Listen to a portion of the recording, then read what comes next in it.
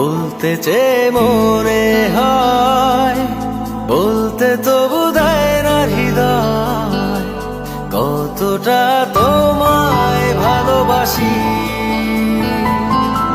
চলতে গিয়ে মনে হয় দূরত্ব কিছু নয়, তোমারই কাছেই ফিরে আসি।